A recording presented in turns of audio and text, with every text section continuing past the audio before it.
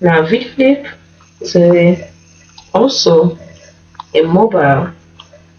Yes, it can be used on mobile and can also be used on PC.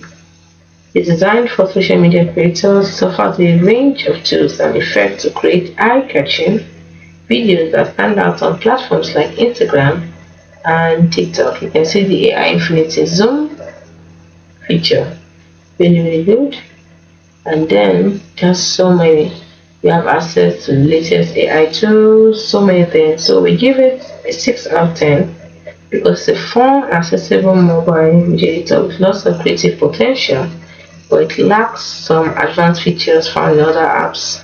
So it's a good option for quickly creating eye-catching videos on the go. You can see what just happened there. You can see. Then I say you can also remove objects from video with AI. So just for the features there.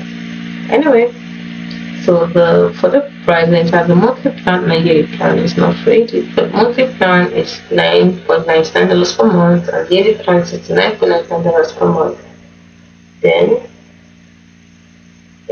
for the cons, I'll say some features require in-app purchases and you have limited editing tools compared to other apps.